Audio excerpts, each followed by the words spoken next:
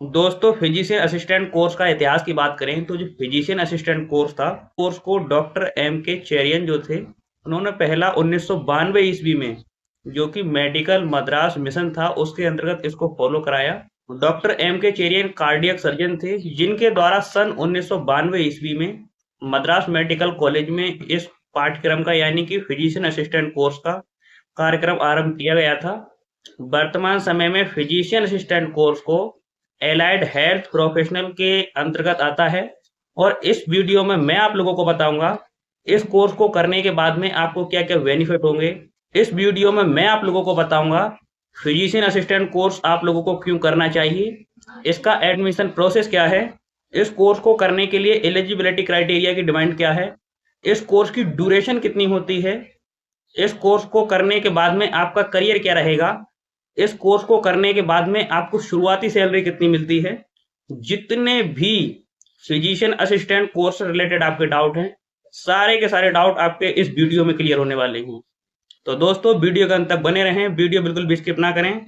मैं सिद्दीकी स्वागत करता हूं फिर से एक बार आप सभी का आपके अपने channel with road to study पे।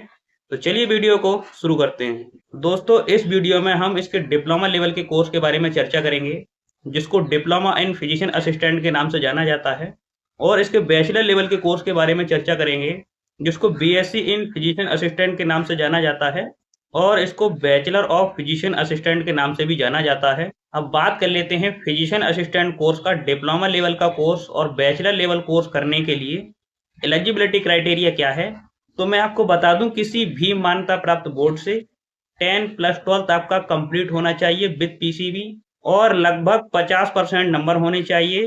किसी किसी कॉलेज में ये परसेंट की रिक्वायरमेंट थोड़ी कम ज्यादा रह सकती है, डिपेंड करता है कि आप कहाँ से इस कोर्स को कर रहे हैं और किस कॉलेज से इस कोर्स को कर रहे हैं। और अब बात कर लेते हैं diploma in physician assistant course और B Sc in physician assistant course, यानी कि जो इसका बैचलर कोर्स होता है, इन दोनों कोर्स में एडमिशन कैसे मिलता है। तो मैं आपको बता दूं, तो कुछ कॉलेज डायरेक्ट एडमिशन दे देते हैं और कुछ कॉलेज ऐसे होते हैं जो आपके मेरिट के बेस पे एडमिशन देते हैं। जैसे कि आपका मान लीजिए 12th आपका कंप्लीट हुआ है, जिसमें आपका फिजिक्स, केमिस्ट्री एंड बायोलॉजी था, उसके हिसाब से जो मेरिट बनती है उसके हिसाब से एडमिशन देते हैं। और कुछ कॉलेज ऐसे भी होते हैं जो खुद का निजी एंट्रेंस एग्जाम कराते हैं, जिसके थ्रू इस कोर्स को कराते हैं। और अब बात कर लेते हैं फिजिशियन असिस्टेंट कोर्स की ड्यूरेशन क्या होती है।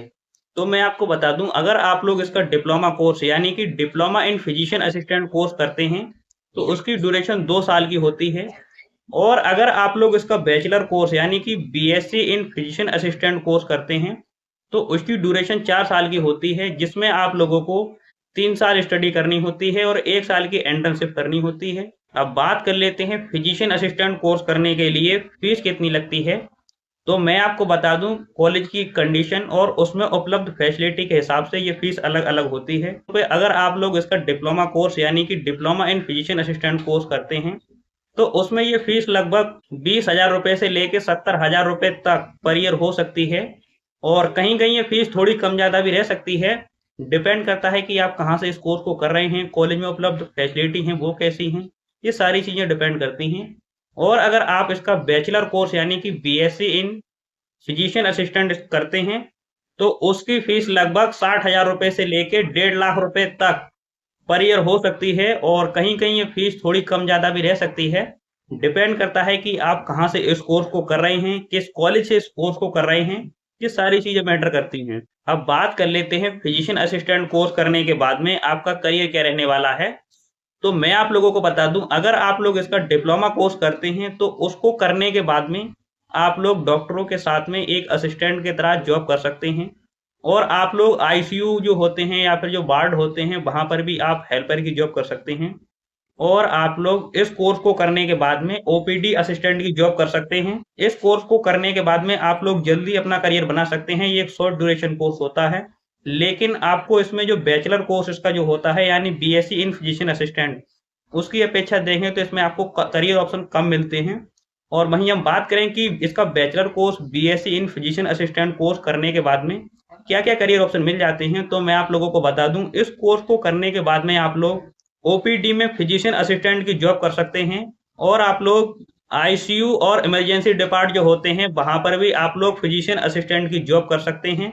और आप लोग कार्डियो डिपार्टमेंट और आर्थो डिपार्टमेंट में भी फिजिशियन असिस्टेंट की जॉब कर सकते हैं, और आप लोग क्लिनिक रिसर्च में भी जॉब कर सकते हैं, हॉस्पिटल एडमिन की जॉब कर सकते हैं, और भी बहुत सारे करियर ऑप्शंस होते हैं आप लोगों के पास जो आप लोगों को फिजिशियन असिस्टेंट कोर्स करने के बाद में मिल जाते हैं। और वहीं अगर बात करें फिजिशियन असिस्टेंट कोर्स करने के बाद में आपकी शुरुआती सैलरी कितनी होती है, तो मैं आपको बता दूं ये डिपेंड करता है कि आपकी स्किल्स कैसी है और आपको एक्सपीरियंस कितना है और आप किस लोकेशन पे जॉब कर रहे हैं, उस हिसाब से ये सैलरी अलग अलग होती है। लेकिन आमतौर पे अगर आप लोग इसका डिप्लोमा लेवल का कोर्स करते हैं तो उसमें आपकी शुरुआती सैलरी लगभग 12,000 रुपए से लेके 18,000 रुपए तक पर मंथ हो सकती है, और कहीं कहीं ये सैलरी थोड़ी कम ज़्यादा भी रह सकती है।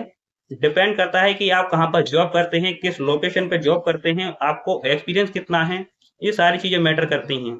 अगर आप लोग इसका बैचलर कोर्स कर लेते हैं यानी कि BSc in physician assistant course आप कंप्लीट कर लेते हैं, तो उसके बाद में आपकी शुरुआती सैलरी लगभग 18,000 रुपए से लेके 28,000 रुपए तक पर मंथ हो सकती है, और कहीं कहीं ये सैलरी थोड़ी कम ज़्यादा भी रह सकती है। डिपेंड करता है कि आप कहाँ पर जॉब करते हैं, उस हिसाब से कि आपका एक्सपीरियंस कैसा है, आपकी स्किल्स कैसी है, सारी चीज़ें मैटर करती हैं।